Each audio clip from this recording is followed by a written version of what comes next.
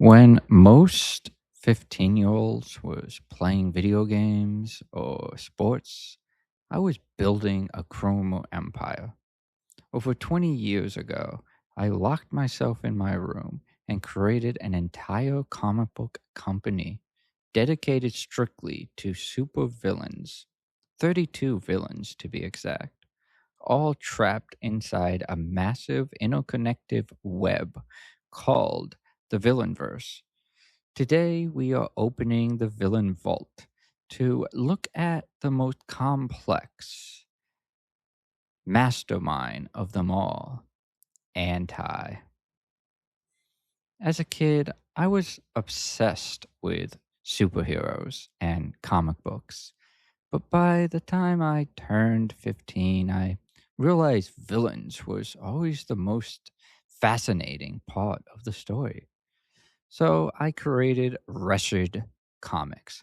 Well, actually, back then it was Wicked Comics, but a few years later, I realized that there was both a comic book company and we all know of Disney's Wicked. So to avoid any copyright laws, I changed my name to Wretched Comics. I didn't just doodle these guys either. I built deep, intellectual, complex backstories, interconnected rivalries, and power structures for all 32 of them. Looking back at those designs, uh, 20 somewhat years later, some of them are, I will admit, incredibly cringy, but there's a Pacific villain. This one was actually a masterpiece. Like I said, well, number of people my age was out learning how to drive or trying to talk to girls. I was busy running a criminal empire in my head. Over 20 years ago, I locked myself in my room, declared myself the CEO of my own fictional comic book company, and birthed a universe. But I didn't care about the good guys. Heroes are so boring and lame. They have rules. I wanted chaos. So I created a massive interconnected network called Wretched Comics, featuring 32 complex, distinct, hyper complex super villains. Today, we are cracking open the time capsule to look at the crown jewel of my teenage madness, the ultimate mastermind, the face of my company, the man whose power scale kept me awake past my bedtimes. Ladies and gentlemen, or should I say, hench girls and henchmen, meet Anti. Supervillains. They are kind of the glue that holds the superhero's identity together. Without them, the superhero has no purpose.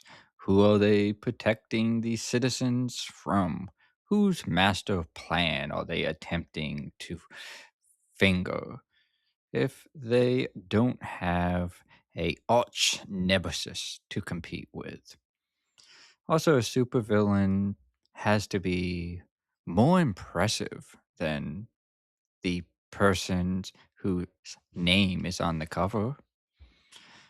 Honestly, I don't know what made me gravitate towards supervillains and create a whole company around them, or rather, in my own head around them. And not to say that I don't love superheroes too, because I do. And in later videos, I will be discussing the superheroes that I made up too. But when it comes to my master plan, if you will, it was always Wretched Comics. Maybe it's the whole one bad day concept. What led these individuals to make the decisions that they made? Why did they go down the wrong path? Why did they not go in the directions of the hero counterparts? I actually strongly disagree with a one bad day concept. I feel like it takes more than a single tragic event to make a person go crazy or to completely be evil. I feel like it takes a lot of trauma to do that. And that's really where Anti is different than most. Anti did not experience one traumatic event. He unfortunately consistently experienced numerous of traumatic events throughout his life, which eventually resulted in him becoming the straight edge terrorist that he becomes. If Wretched Comics was to have a poster boy, my Batman or Superman or my Spider Man or Captain America, the face of the company, it would be Anti. So that's why I'm going to start my first video with explaining the origin of Anti. If I had to describe Anti in the least amount of words, I suppose I would label him a extreme straight edger. If you're not familiar with the term straight edge, it is a lifestyle where a person is opposed from drinking, smoking, or using alcohol. There's also actually a gang who are straight edge, and it's out of Chicago, and they are basically all your typical gangbangers, but they attempt to justify the criminal behavior by attacking drug dealers or stealing drugs or targeting people who drink or smoke. Or if I had to make a comparison, I suppose he would be a mix of the Unabomber, who is a notorious terrorist, CM Punk, the professional wrestler, and maybe the psychopathic mindset of the Joker, all masked into one. But truthfully, not to sound arrogant, but Auntie is very unique. There's really no character I can think of who is similar to Anti. I said earlier that I disagree with the one bad day storytelling. And when we analyze the Batman origin, which I absolutely love the Batman origin. However, I believe there's an argument that simply seeing your parents get murdered would probably not lead you to becoming a vigilante and dedicating your whole life and existence in seeking vengeance upon evil. Could be wrong, maybe in some cases, but I just think there's a as powerful as it is and as strong of a trauma as that would give, I feel like there's equally enough of a strong argument to say that that wouldn't really be enough. Same thing with Spider-Man and Uncle Ben. Again, I love the story, but it just seems like comics tend to simplify thing. Yes, it's a complex story. Parker had the ability to stop this perpetrator and prevent him from doing a robbery, and he allowed the guy to get away. He didn't care. He said, that's not my job." And then in a erotic twist, that individual ended up murdering his uncle. Amazing storytelling, deep, emotional. But would that really be enough to uh, have Parker become Spider-Man? And that's what brings me to Anti. Anti's story begins when he was very young. His name is Drake Adams. When Drake was a little boy, he unfortunately experienced a lot of emotional and physical abuse from his father. His father was an alcoholic, and his mother turned to drugs since she was being physically abused by him as well. One night, in a drunken rage of fury, Drake's father killed his mother and then committed suicide in front of Drake. Drake witnessed this and went into foster care after this. I feel like a lot of stories would have ended it here, and this would have been the moment that he becomes Anti. Again, I think that's kind of cheesy. I feel like there has to be more. So, when he was in foster care, he was bullied consistently by a lot of the older kids, the teenagers who would often drink and smoke. But he wasn't a bad kid, He stayed. He didn't have his ruthless anger and hatred that he eventually developed. At this time, he was just a innocent boy who was being picked on. So we're gonna fast forward a little bit, and eventually, Anti gets adopted. And he's adopted by the world's best dad. This guy is just a saint, good guy, teaches good morals, good values, teaches him about how he needs to be a good person, treat people with respect, be honest, loyal, respectful. Also teaches him some combat skills, puts him in martial arts. One of the main things, and this is very important to the story, is he teaches him chemistry. And he does this because he wants Anti to eventually get into chemistry when he's older. So he does it out of love, he does it with good intentions. But it's important to mention this because eventually Anti is going to become a terrorist and he's going to do horrible things. But I feel like we need to explain this more in depth because it's another thing. I feel like superheroes and supervillains, they once they become a superhero or supervillain, that's when they just out of the blue develop these skills like magic. It doesn't really make any sense.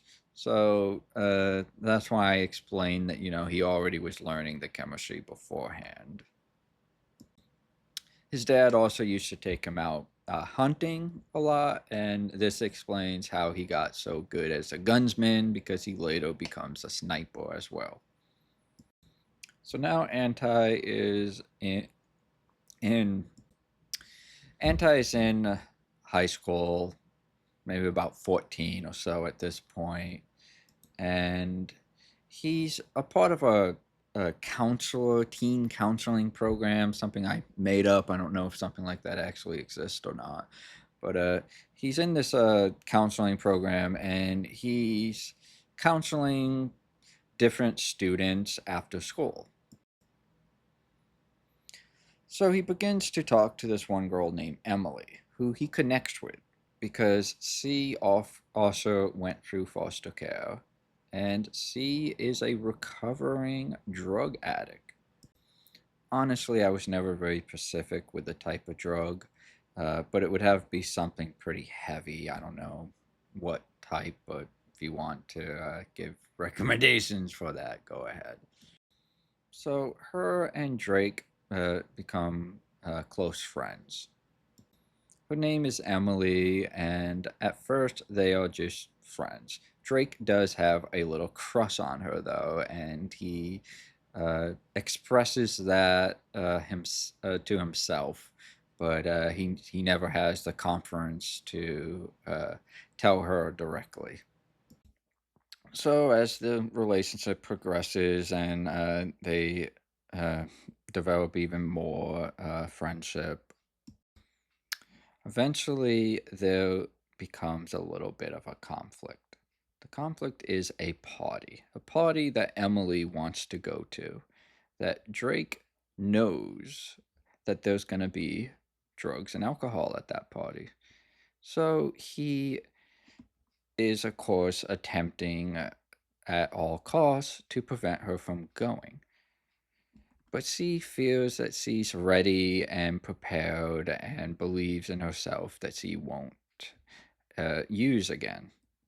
Now, before I go on and explain what happens with that, I need to backtrack a little bit. There's a third character that I'm going to be introducing named Josh Dustin. Josh plays a very important role, not just in Drake's story, but eventually in his own. He actually ends up becoming one of the very few superheroes in the Wretched universe. There will be superheroes to fight against the villains, but the comics are in the vantage point of the supervillains. So, uh, Russ. Uh, so, so Josh becomes the first hero, but before that happens, he's actually a bit of a villain. Yeah, more of just an asshole. He's a jerk, and he one of the ones who targets Drake more than anybody. Drake gets bullied. He's bullied a lot at school, but Josh is the one who bullies him the most. I also want to say that Josh is kind of like a jock. He's the star football player. He's strong, fast, athletic, so on. Drake is not your typical nerd. He's not a dork or a geek. He's actually punk rock. And I like that because I feel like we don't see this enough in storytelling, but punk rock kids do get bullied a lot. I have heard the emo kid, the punk rock kids, and the goth kids, they get bullied as much as the nerds and dorks, if not more so. So it's another aspect of the story that I think is pretty neat. But here's the interesting twist here. Josh is really good friends with Emily. She kind of is stuck in the middle with them, you know. She knew him first and she knows he's a jerk, but she's still cool with him. She doesn't like what he does to Drake and she yells at him for it, but she knows that's just the way he is. So she continues to be friends with him. And also, she herself is a little preppy and mean girlish. She just kind of has a soft spot for Drake and she's nice to him, even though she kind of mean to other people. So, back to the party. Drake has this photo of him with Emily hanging out together and he put it in a frame and then he bought her a necklace because she had complained earlier to him about um, a necklace that she lost. It was given to her by her mother and she lost it and it's something that is very important to her, and he buys her the same necklace and he's going to her house to bring it to her.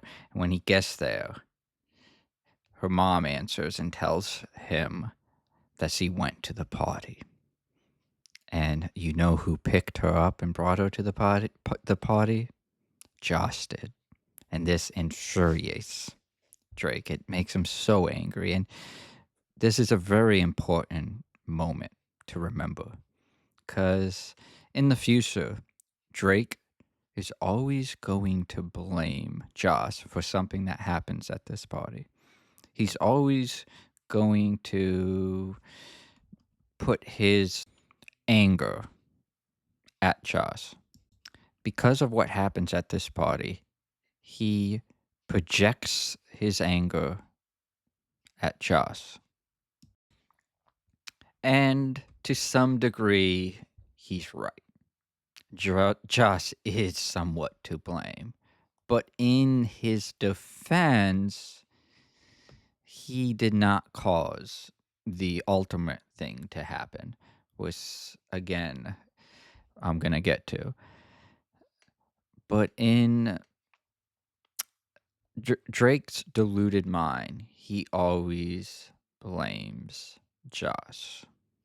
So Drake actually goes to the party and attempts his hardest to get in and get Emily out of there. In fact, he gets beaten up at the door and thrown out. Like he really tried. He wanted her to get out there, but he gets beaten up and thrown out and told he can't be there. He's a loser. He's a dork, you know.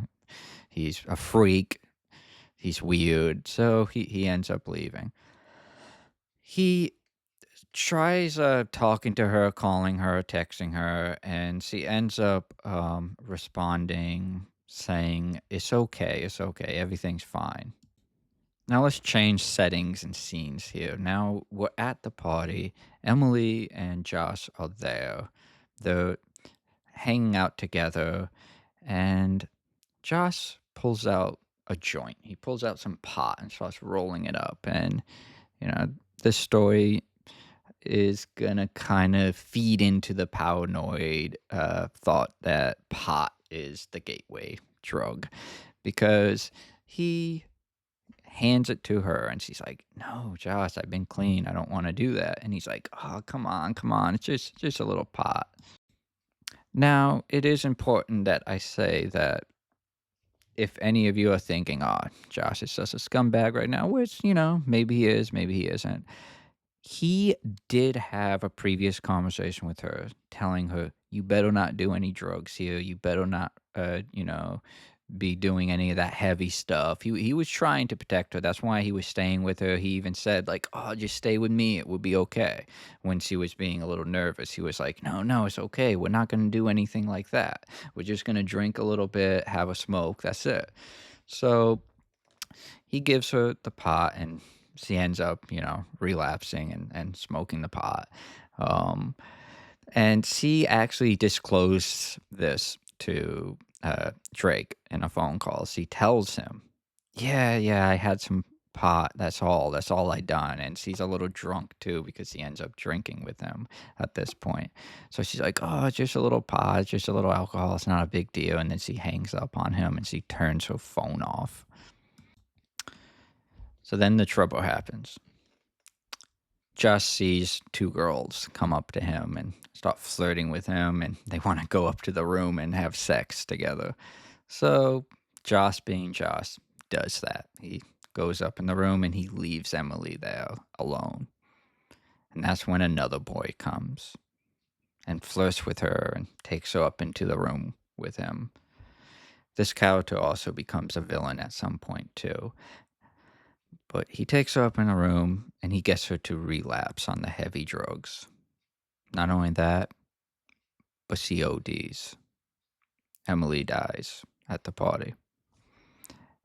And this is the moment that will eventually drive Drake to have a hatred, a bitter resentment towards Josh that he will never ever forgive him for doing this. Josh, of course, eventually changes his life, becomes a hero, attempts to better himself. He's shameful and guilty of this moment. And he tries to redeems himself as becoming a hero. Well, it works in a lot of ways, but of course, Drake is the one who never forgets him. But if you think that is the moment that he becomes anti, it's far from it. There's actually two more incidents that happen before he does. But this is the moment that he starts to lean in that direction. I have often described it as he kind of becomes like the Columbine kids or something like that. He starts writing crazy things in notebooks and planning stuff out. Um, Drawing little photos, he's thinking about it, and he starts to kind of rebel. He starts getting in fights. He starts acting out. He punches kids randomly if he sees them drinking or smoking, and he goes from this like act this he goes to this like cheesy Captain Planet drug free guy to this rebellious hardcore straight edger getting in fights. And that's what leads to his father putting him in the Big Brother, Big Sister program. And he gets a big brother. The big brother name is Rocky. And Rocky's a good guy. He is. He's cool. He's kind of takes him under his wing. He's teasing him. He's a little more cool than his dad is, and he kind of understands where he's coming from. And it's what Drake needed, Drake starts to almost kind of cool off a little bit. He starts to kind of change his ways a little bit, goes back to the old Drake again. And one day, because Drake been kind of depressed lately and upset, he sets up a concert that they're gonna go to, and Rocky is going to take him to the straight edge punk rock band. So Drake is waiting for him. It's a rainy night. It's dark out. All of a sudden, the cops show up, and turns out that Rocky was hit by a drunk driver. He's dead. Another moment, another traumatic moment, another traumatic moment that involves drugs, alcohol, and tobacco. How much can one person truly take? Of course, I don't condone anything that Drake eventually does. He becomes a psychopathic, deranged serial killer. He's pro evil. And I certainly don't sympathize with that or agree with it in any way or form. However, I do somewhat understand what may have led to him eventually making those decisions. So now it's a few days later, and Drake's father takes him out hunting. And when they're out hunting, there's a group of men across from them who are drinking. And it's a campground, yes, but a lot of families, there are a lot of kids around, and these guys are being kind of obnoxious. They're fighting, they're yelling, and they're drinking around the kids. So Drake's dad goes up, kind of just uh, confronts them a little bit, tells them, put the alcohol away, guys. You got guns. It's dangerous. You shouldn't be doing that. The guys kind of laugh, make fun of him, but then also at the same time, they kind of agree with him, and they end up kind of talking it out. Drake's dad walks back. A little bit of time goes by, and there's a bear attack. A bear comes out and attacks Drake's dad. And the group of men attempt to protect his dad by shooting the bear, but because they're drinking, they accidentally shoot his dad. Now, the sound is enough. If bears are terrified by sounds, loud sounds and noises. So when they shoot, the bear does run off. So again, these men did not deliberately want to harm his dad, but it was a terrible accident caused once again by the same liquid that has caused so much other chaos in Drake's life. So, in a fit of rage and anger, a blackout rage, Drake raises his gun and he shoots the three men. And then he runs out into the woods, builds a cabin, and becomes the straight edge terrorist. Anti.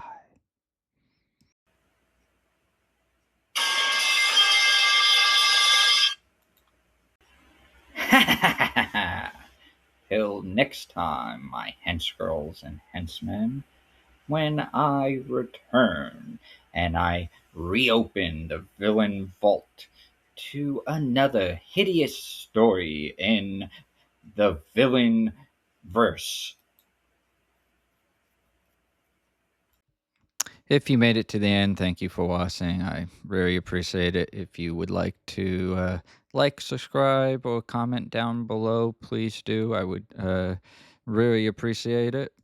If you have any questions or comments about Anti or any of my other future villains, go ahead and hit me up in the comment section. I would love to hear from you.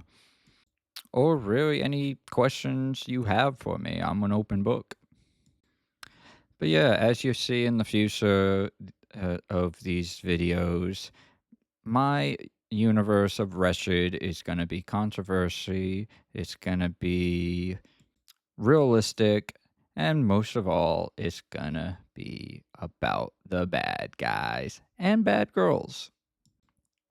Hope you stay with me on this journey and watch me grow. Watch this channel grow. Watch Wretched Comics grow. And watch me grow. This is a video that I have procrastinated with for a really long time. I have still not officially completed a whole Wretched comic book. I have the blueprints, I have all the ideas, I have the backstories written down, I have a few rough drafts created, a few photos drawn, but nothing is finished. Finally, after seeing a few other people make videos about the childhood comic book superheroes and universes that they designed, I was inspired to do the same and create my own YouTube channel and YouTube video where I talk about the Wretched universe. Again, I appreciate you all, and I hope you enjoyed watching. And until next time, remember, in some universes, the bad guy always wins.